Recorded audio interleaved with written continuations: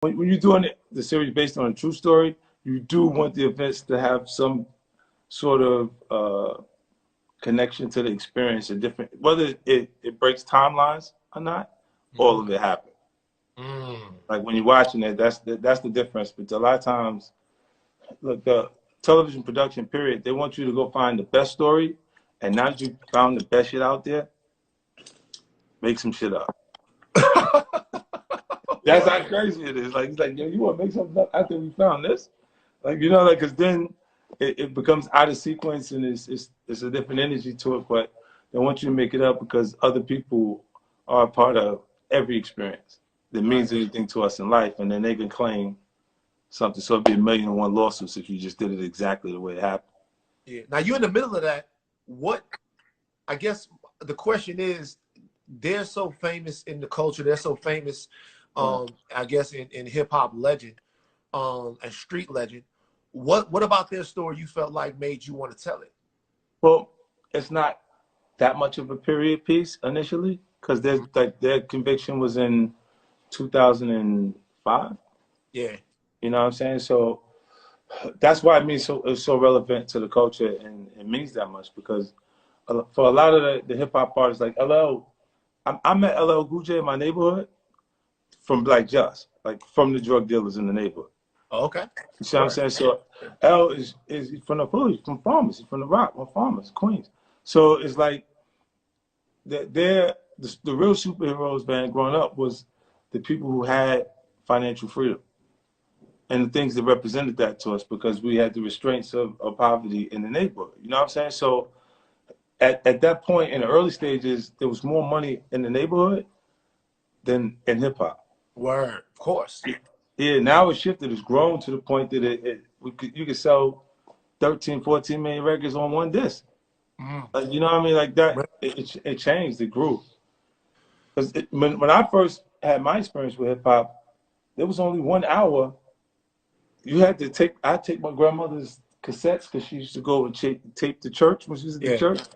Take the tissue, put it in the little square at the back of it, and record over it with red alert and stuff, playing the hip hop music.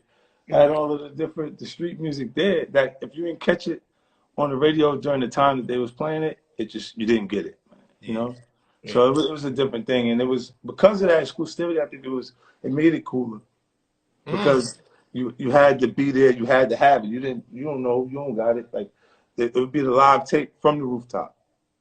Right. Like what the whole night they taped it, and it got the tape or different things, and you're like, yo, too young to get in, but I'm not too young to hear it. To hear the music, I feel you. Yeah. All right. So with the book, Hustle Harder, Hustle Smarter, it's kind of like a self-help book. It's kind of from what I hear, and a lot of people don't think of 50 Cent as the self-help guy. What made you want to get into? You're very competitive. Yeah. So what made you want to kind of give some of the keys to your mental kingdom to other people? You know what? Look, I looked at it, man. Like when I first, because they kept approaching me about it for a few times, right? And I was like, nah, like, because I thought that you write a self-help book, then you kind of view yourself as an expert on life. Like the guys that write these books that I don't know them from anywhere, I look at them like they think they're an expert. Okay. You know what I'm saying? So when I actually started talking to Mark Joe, my book agent and everything, and he was like, no, like, you don't understand, like, you put your nuances into it, like, and into everything that you're actually doing. And I'm like, then this could be cool to do it that way. And then my voice is a different audience that'll listen. Okay. Or, you know, and like the person who probably wouldn't be reading in the self-help section, finding something to read, may go and pick up the book because of that connection to our culture and to just who I am overall, like what they're seeing, because I've constantly said that the coolest way to develop yourself as an artist is to offer more of yourself, right? And it's because people can beat you at a lot of things. They cannot beat you at being you. Word up. You know what I mean? And that would create the separation in itself without you trying to force something different. Why do you think that's a lesson that's so hard for people to learn? Like you've staged yourself, for better and for worse, you've been 50 Cent. You know what I mean? Sometimes people, they see the comments and like, damn, 50 wildin', and sometimes we're laughing along. Why is it so hard, do you think, for other people, other rappers, to exist with that same authenticity and put it all out there? Just not comprehending what I'm doing at that point. Like, man, I say some stuff, and you'd be like, "Why did you say that?" Oh, like you can really get trouble. Like, you know what I'm saying? Like, you're like, damn, Phil, come on, bro. Like, and I'm only doing that so I can say what I want later. You see what I'm saying? Because if you go on at different points, there's things that they talk about being on agenda, or things that they start to say, oh, you can't say this. You can't say these words. You can't say this. You can't do. There's so many limitations that look, when I'm doing well, when they see successful moments in my career, they say, rap mogul, Curtis 50 Cent Jackson. Right. When something goes wrong, they go rapper 50 Cent. Right. Yeah. So the way that I use it at different points is I'll do those things for shock value at points. And when they see my audience is not adjusting to it, like there's people publicly that have complete different views from me that will come across the things that I'm saying for shock value. And the reason why they don't pursue their attack is because they look and they see everyone under there just laughing. Yeah. Instead of agreeing with them when their gut feels like that. You see so what I'm saying? Like, you weaponize the comment section a little bit. Like, it's like when they expect these things from me at points, because I've done them, you know, over and over, it permits me to actually express myself when the other people, they don't use this. Like, well, Puffy's brother Love on Instagram. That's not the guy that got everything that had Bad Boy the whole time, did all of that. Hey, but people changed though. That was a long time ago, man. Man, he's still the same person, man. Puff is evolved. He cares about different things now than he did then, man. Yeah, look. I say this right. When I took notes from Puffy's career and things that he did, his temperament, right? And when you got like, it'll feel competitive at points because it's supposed to be competitive. But you can't even look at a person and be competitive if you don't have some level of respect for him, right? And a lot of times when I'm saying something disrespectful about Puff, it's happening when we have competitive products. Yeah. It's something there. It's a reason why we compete. No puffy juice. No more puffy juice. Fuck out of here with that shit. All of that. And then it's things that I know he can't do. Like compliance, he has to behave a certain way. So he can't, like, as far as the success of Ciroc and Diageo at that point, that his company's not willing to let what my company was willing to let happen to see success in a failing area. Right. Versus someone who's been successful for a long time and they're kind of uptight about having to pay him as much money as they're paying him. Because it's the pay scale. It's like you're up here in your pay scale. So they're like now really critical of what you do and they're saying. Right. Let me ask you a question. Just listening to you talk, the way that you break down these different mechanisms of competition, it seems like more than anything in your life, more than the art of the rap, more than the business mogul to make money, it seems like the thing that's driving you and has always driven you is just competition. Like, how much, when you're talking to people, how much do you feel like, because some people think you can overcompete, how much has competition made you who you are? And without that, do you feel like you would have anything else? Would you paint or make music just to make music if there was nobody to make music against? Look, if there was, I would have done it because it was a way, man, it was a bigger, higher level. Yeah. And the environment that I grew up in, the superheroes, they sold drugs. I told you, even LL's Rope Chain, they had it. Yeah. When he got the advance off the record, he could get it and look like they already was having it in the neighborhood. Right. Hustling. So it was optional to go in those directions. I didn't have the same skill set. Like L, he feels older to us because he got on so early. He was like 15. He was a kid. Star. Yeah. So, you know what I'm saying? Like MJ, neck and neck. in age, but they're not. But one feels older than the other because one's been on so much longer. Yeah, I'm Bad was out when I was in the first grade. Yeah. Right. So like L is like with Run DMC in my head a little bit. Right. Early.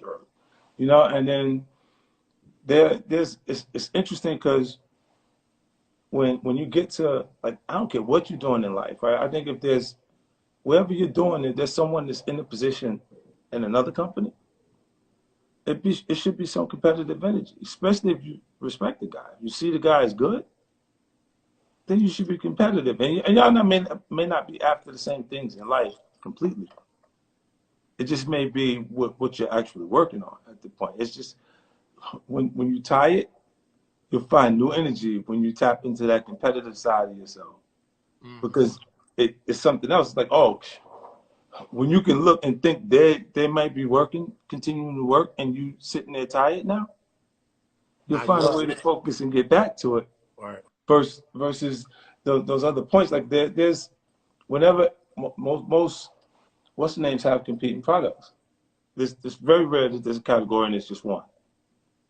You know what I'm saying? And when you're doing that, whoever's at the top of the scale, I usually make the top person my competition. Right. You know, you don't pick guys that don't even matter. Like creatively, you got people that make moments. I don't have favorite artists. I have favorite moments from them. There's points that an artist does something that's so good that you know that, listen, we all could do it. None of us could do that better than he just did that. The way he made that record. Yeah. Nobody else. None of us could have did that better than him. So you have seen that. You felt like that before. You've seen somebody do something and been like, I 50 Cent cannot do that. Right. Yeah. Busta Rhymes. Put your hands where my eyes can see it. Word. It was like we have those moments. Like there's a lot of records that are out, but there's a record that comes in the middle of all of that you go, you know it's really good when you're an artist is because you wish you made it. Like the song. So answer that for me. Like, what's some songs that you wish you made? Look, Busta, put your hands where your eyes can see. Black Rob Wool. Oh, that's a hard record. Even what's the name of the record I like? Lean Back. Interesting. Yeah. So you wish Lean Back is a record you wish you made, because that would surprise a lot of people because of your past with Fat Joe. Yeah, but what's special about the record and it's my connection to Remy. I like Remy from the beginning. I just look at her, I can see that the shit is just there. It's the real shit. It's not the experience makes her like that. Tougher than you would have to be. Like the female side of her makes her harder than the dude sometimes. Right. You see what I'm saying? Yeah. Like because she's a female, she knows that you see a female when you're looking at her. So it's like, I wish you would. Like it's more. It's even more present. You know what I mean? And I would look at her and like I wrote letters on her behalf when she was locked up. I was the whole time I was waiting for her to have a record when she got back. You know what I'm saying? And then when the record came, it was like, oh, there you go, you got it. Right. You know what I'm saying? And it's a big part of that energy. I think that she was in the wings and things were organically going to happen for her. Just being who she is. And then when the Lean Back record was the timing. Yeah. Just made it, it was cool. It's a hard record. Yeah. And then the what's the other one he did? He did, the shit had French Montana on it. The other, Yeah. I have a question. Just because of the level of hits that you've had, like, rappers have hits and you've had hits, big hits, and the guy who makes a lot of the big, huge hits in rap right now is Drake. Is there ever a Drake record that you've heard that you've been like, I wish that had been my record, or I wish I'd have had that lane? No, I've heard a Drake record and was like, oh, now like this is the he had the I don't know nobody else that's doing this. That joint. The beat that nonstop. That bass line on the track is Dead Presidents. The Dead Presidents record, Bigger Than Hip Hop. Okay, yeah. If you listen to it, that's the last time a record sounded like that record, and it went. You see what I'm saying? So I was listening, because music, it repeats itself.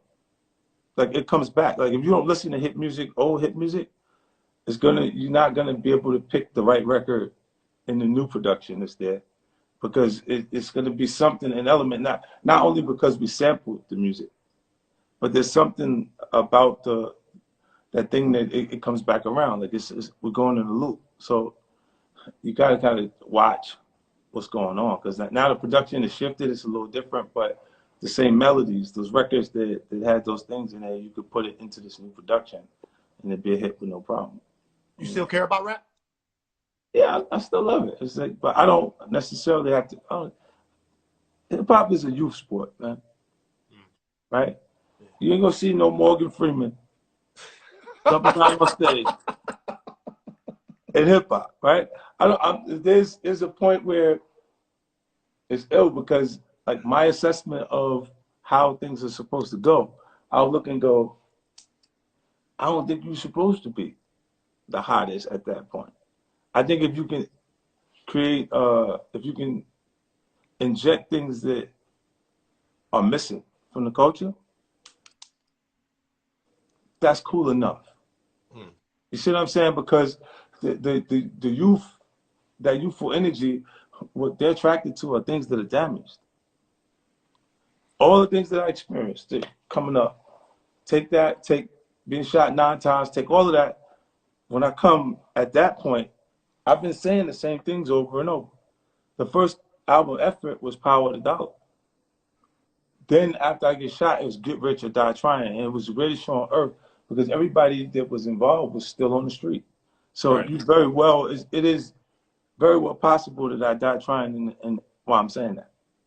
You see what I'm saying? So those stakes are high enough for you to have the largest debut in hip hop album, and for people to go, yo, like, to be watching. Like, when you saying it's all right, it's all real, about his dick, it's a big tall hills. All of this stuff is a part of, like, the Biggie, Foxy, when they came, they had to be cool enough to stand next to guys and have a relationship where they would fuck with them without them caring about it.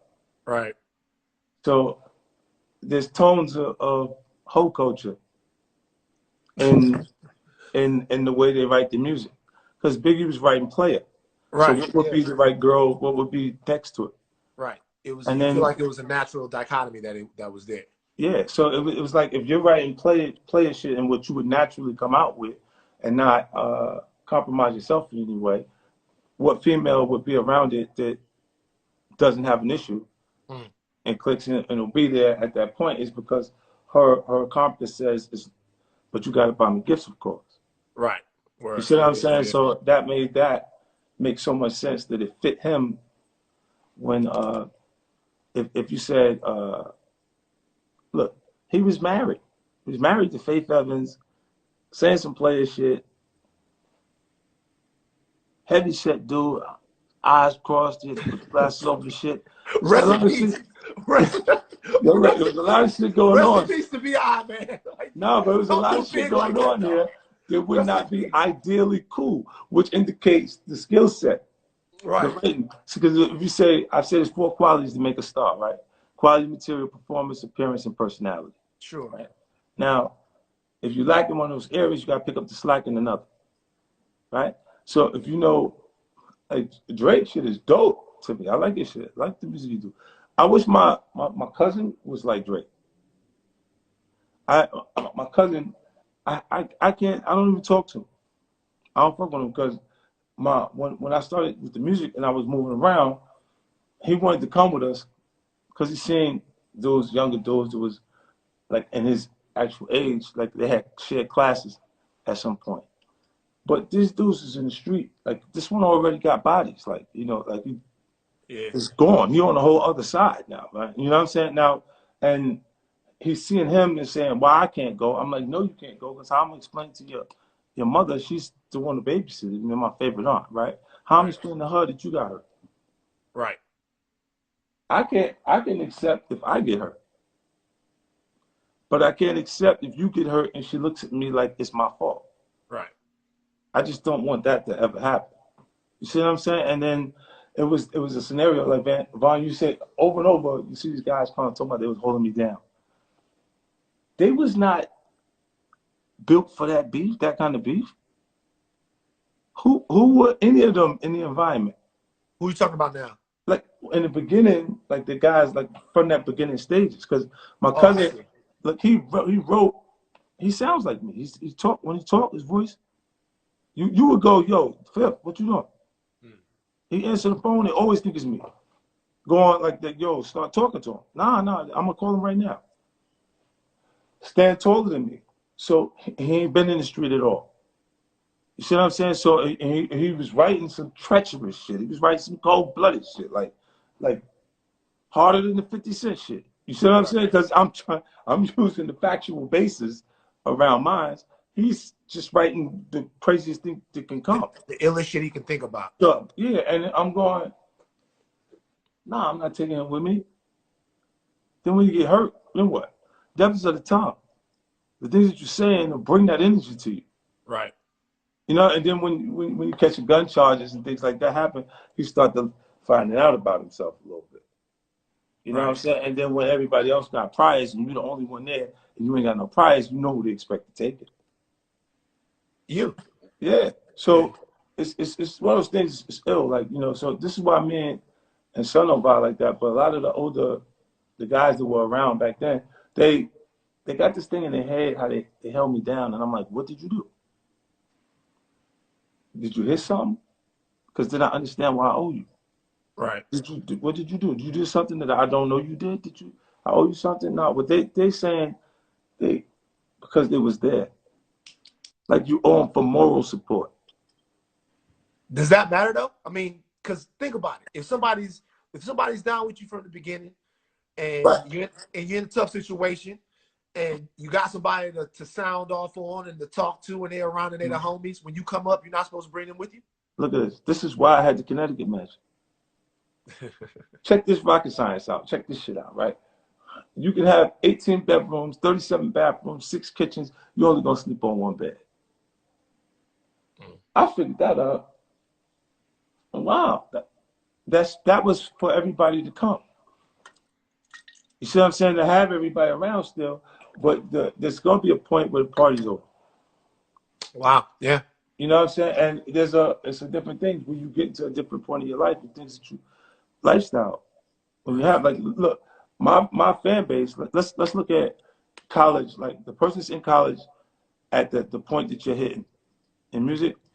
Look at them like they're your core fan base because they have an adult experience for the first time. They're out and enjoying themselves and mixing in to meet people. It's that prime point in their life. So they're like anybody will sit and reflect on college because it was different. Yeah. The whole vibe. Later, there's let's say this, those people are now successful. If they were in college in 2003 when I'm hitting, they go through the run and experience with me, and you can't have fun without me. And every party setting, everywhere they went, I was there, trust me. Right. A part of that experience with them completely. And now those people are successful in their career. If they were in business, they're already at the top of the corporation. Like, you know, you came out in 03. Like, if they're going to be successful, they already are. Let me ask you something real quick about the youth of hip-hop, and then I want to move on to a couple of things that people are talking about today. I think actually hip-hop is getting a little older because you see guys like Jay, Nas, M. They're getting up there. Jay is 50. I guess M's getting up there pretty close. They're still rapping.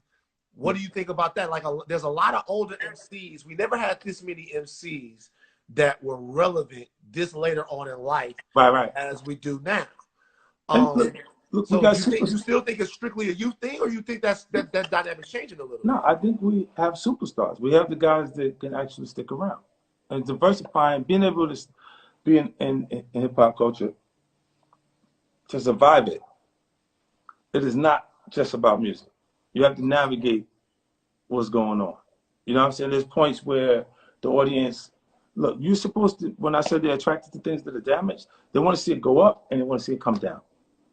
If you go up and you have the ability to sustain being up, the people that are watching go, God damn, if you don't come down, then how am I supposed to have my chance?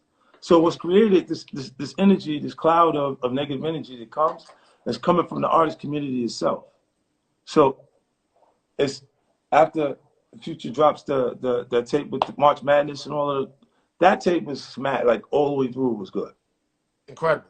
Yeah. The next tape that comes out, what the artists in Atlanta do is, yo, you heard the new joint? You heard the new joint? And they're like, yeah, it's good, but you know, it's not like the first one. They put you up against you. They've done it to all of us. They did it to absolutely. Illmatic, Reasonable Doubt, Ready to Die. Every first album is the album that they make reference to. They don't look for the whole portfolio and say, yo, you be like, what? I got 30 number ones. Right. 30 number one records. And you saying okay, one album? Okay, I'll take that. What was that like dealing with that though? So you come out with Get Rich or Die Trying, and I remember because I was one of those people that was in college when that dropped, and it was everywhere. It was crazy. Like every single record on there was just bananas. Everybody going crazy. This new guy 50 Cent. This new guy 50 Cent. This new guy 50 Cent. We've been hearing about it. I'm from Baton Rouge, so you know we weren't as much on the mixtapes as everybody else was. But so when you dropped, it was Wankster and then straight into Get Rich or Die Trying, and everybody was going insane. Did you ever feel pressure to live up to that? And do you feel like you have lived up to Get Rich or Die Trying? You know what happens? I don't think you can have a second chance at a first impression. And what happened, the reason why that record was the way it was I had been bounced around. I didn't get in when I felt I was ready. The music sounded like it was ready, and things were happening to block that. Like my song, when I got shot, my next single was Thug Love. It was me and Beyonce. I was on Columbia Records at that point. Yeah. I got dropped. Columbia, they didn't answer the phone anymore. By the time I came back and got myself situated, I had the trick, like when you hear artists say my mixtape is coming out, they don't even know I influenced that. When a mixtape never was a single artist's concept or idea. Mixtape was, you was going to doo-wop, you was going to K-Slay, you was going to Clue, you was going to whatever mixtape DJ that had the tape and showcasing your lyrical ability on the tape with them. But it was never a full piece. When after I got shot, I came back and put what we was calling freestyles in song format. Right. I just was conditioned to write it in the song. And if you listen to all of the early G-Unit music, you hear my voice on the chorus because I was conditioned to do the material. Was like, yo, so Mr. J would go, where's the hook? Like I wrote a rap and it had like a run-on chorus. Like Prodigy used to make them choruses that felt like you couldn't decipher whether the rap came in or from his hook. And I'm like, Jay was like, where the hook? And I was like, that's the hook right there. And he was like, that's not a hook. Like it's not 4 bars. It don't repeat 4 bars. Right. Or it gotta be 8 bars or a 4-bar chorus that repeats different things. Like, and this is what attracts me to Young M.A. Her hit records don't even have a fucking hook. Like if the whole thing is just, and it just feels good enough for you to just go, okay, I don't care. She didn't do the right. Technically, that goes against the way I was trained to write music. Right. Like, cause Jay was like, nah, this you have to tick, tick, tick, tick. He would make the machine, the ticker that you would hear when you're producing it. Metronome, yeah. I would listen to that while the record is playing. And right before when it stopped, I knew that's where it stops and it repeats. Right. I want to ask you a money question real quick. And a lot of rappers right now that are out they're not gonna be able to tour. They're not gonna. The show money is stopping. Like, what percentage right now? Think about it for a second. What percentage of it right now of rappers do you think are financially a good enough place to survive this quarantine? Like, a lot of the show money that dried up, a lot of the other stuff that dried up. and a lot of guys that have been showing a lot of wealth for a little while might be a little stretched. What percentage you think can weather this? Look, I think when the quarantine hits, everything stops, right? So to think that they don't have, look, if they really didn't have money to survive 2 months, then they was already broke. It was already hit. You see what I'm saying? Like they have it. They have these things. They just don't have it. Steve Stout's in the chat. Steve Stout said it's maybe 10 rappers. Maybe what? Steve Stout just said. Steve Stout's in the chat. He said maybe 10 rappers are gonna be able to survive. He says it's maybe 10 guys.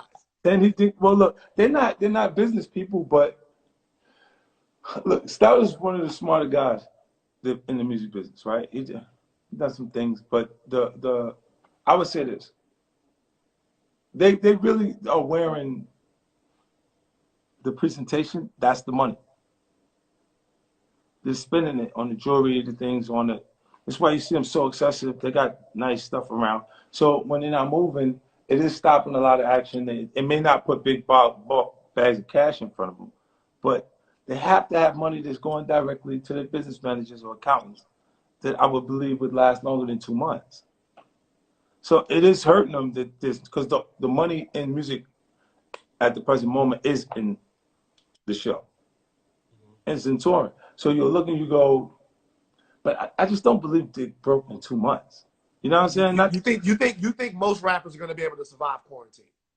Yeah, they'll be able to get through that. And even if, but remember now, not just the quarantine, but it's going to be a long time before the shows come back. Right. No, it's going to. You saying the whole quarantine? I was only thinking about the 2 months that we. I'm talking about this period where there's not going to be any live shows to maybe like middle of.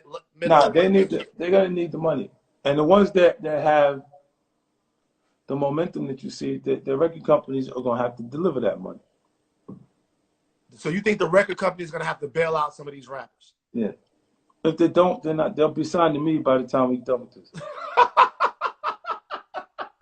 They better give them the money. Let me tell you why. Because if it takes another year or so, the momentum that they built now is gonna carry over to next year. As soon as it stops, it's not gonna be the guy who has a record then that is gonna be on fire. But whoever they was listening to over this time period, they already established themselves, they're gonna go right back into business. It's not like their portfolio will just go away. Right. You know, so they gotta look out for them over this time. And they do got expensive stuff. You know, right. Like nice these houses and cars and stuff. If they're not buying the cars flat out, like when you see me buying the cars, it means it's tax time. Right. And if I don't spend the money, they're just gonna take it. Right. You know what I'm saying? So I'm like, no, you know what? Give me the car, fuck it. And I'm doing shit because I have to spend the money or they're just gonna take it. That's it. And it's because I had a whole bunch of bills connected to having that place that everybody, you know what I mean, that I don't have anymore. So let me ask you this. Speaking of rappers that are trying to make it, there's a rapper that just came home not too long ago, a guy that, you know, you used to know, Tekashi 6ix9ine. Yeah. Now, I'm going to ask you your opinion on this. I can't get a consensus from people about whether or not 6ix9ine is going to be able to be successful as a rapper after everything that he did. I think he will be. You think he will be successful? You think that enough people, you think Tekashi 6ix9ine will be successful? Yeah, I do. And the reason being is the guys that actually look, lifestyle, the way they grew up, right? One second.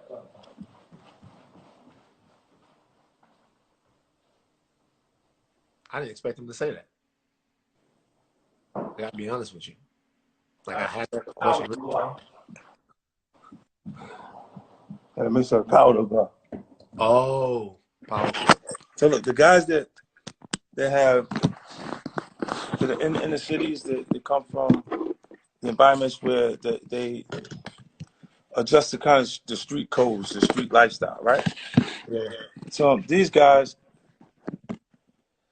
they're looking at it like, nah, he snitched on everybody. Can't do it that. No, I ain't fucking. right now, the actual consumers of hip hop music are in middle America. They need somebody to drive them to the mall on the weekend to find something. They can't even get in trouble unless you fucking with a deer in the backyard. You know what I'm saying? Like, and these are the people that our culture, hip hop, allows them to go on safari. They allow them to understand the slang, get next to the animals, and not be in danger, not hurt. Like to understand everything that's going on. Or we're gonna slide on them. This is all of this different shit that you hear in the music 24/7. That's representation of a whole almost a foreign energy to them. You know, and those people would look at it and say, you wanted me to do 40 years for guys that slept with my girlfriend and took my money and was going to hurt my mother? At that point, tell any kid that hasn't been exposed to the street that you're going to hurt his mother, that's with his girlfriend, and take his money. And he's going to say, fuck those people. I don't care. Yeah, whoever. And even when the tough, like what's the name, try to like respond, my oldest says something when Tekashi says something. Oh, your son?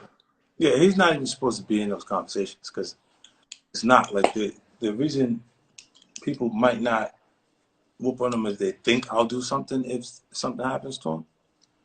But he shouldn't even be talking like that. You know what I'm saying? Like, is there any chance at a reconciliation between you and your son? Because a lot of people from the outside, the boy looked just like you. That's a lot of people from the outside think that situation is sad, man, that y'all can't come to something. It is sad. It's a sad situation, right? And when you pray for success, you don't necessarily pray for the things that come with it, right? And there's no such thing as success without jealousy, without envy, or entitlement. And entitlement is growing in someone you love in the scariest part, right? And his mom developed an entitlement that cannot be met. Filtering that energy through his actual personal interests. Let's say now that he's starting to like females, he's conscious of what kind of shoes he want to wear. I need these Jordans, the retro Jordans is coming, different things. And then his mother go, all right, I'll get them for you, but it just bothers me because you're supposed to have them all. So while being a privileged child, he feels deprived. When you had everything I didn't have. I can tell you how much my kids cost. In New York State, 1.360. You see what I'm saying? And I don't have an issue with paying the support fund. The reason why I'm the way I am with those kind of situations, I pay my support that year that the baby's born. Move the money to the account, let it, and it automatically disperses a certain amount of money per you know each month. So with him, I noticed over the years like it developed because I blamed it on his mom for a long time. But it's not his mother, it's him. Like I've gone places where he was at and he left. Fifth, you love your son? I used to. You ask yourself how long, a complicated question would say, how long can you love something that don't love you back? You see, so in this experience, you look and you say, I didn't think success would cost me my firstborn, but it's the situation it is. Like my grandfather would say, it rattled like a snake. If it slithered like a snake, is it a snake or do you need to be bit? Right? And that's the Aiken, South Carolina, and this the country, she'll say. And what he keeps saying is every time you see the boy, he's show up with somebody you got a problem with. What does that take? People will always try to make relationships on a common bond of disliking someone. Like, be friends with you because your enemy is my enemy. Yeah. And he sees himself that way. To the extent where he's actually taking pictures with Preem's son or doing different things that, and you go, well, I'm like, I don't even understand where your motivation comes from with these things, but. Can you excuse any of that because of how young he is? No, he's 23 years old, 24 years old. It's not a baby no more, it's a grown man. See, I look at you as you've grown, your decisions that you make as you start to pass what they would have did to us, they would have charged me like an adult at 15. So at 23, it's like you grown in my head. My homeboys, they had their babies at 15. At that point in the neighborhood, that was when you actually got into, we started the sexual thing. You know what I'm saying? It started to really get into it, and everybody 15, 16 years old was the point that he was having kids. So like I was super late with him because I didn't want to have, you know, something that I didn't actually connect with because we both was babies. You know, at that point, and then later, you know, I mean, all these things don't turn out the way you want it. Life just doesn't work like that. You know what I mean? And what would have to happen for you guys to have a relationship again? That's the last question I'll ask about it. I don't know. I ran into him one time. This is ill, right? Right after it was 2 months before his support was finished, right? And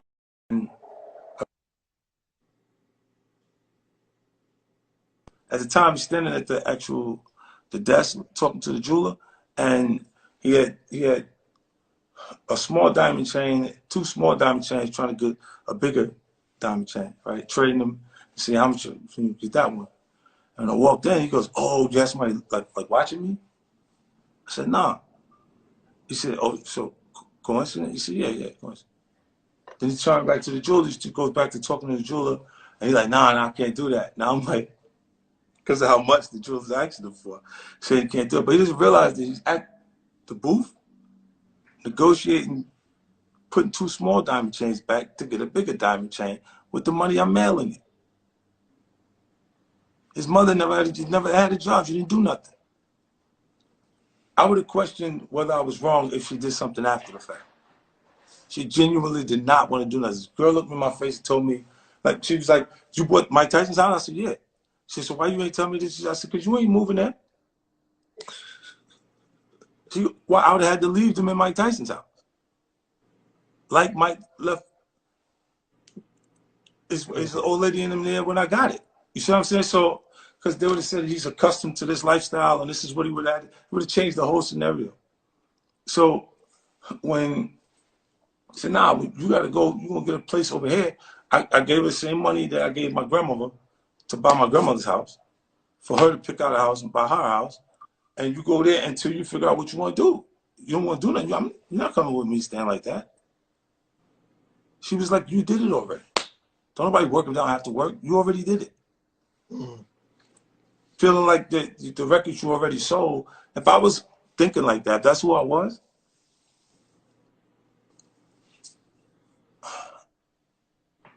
Yeah, they've been over.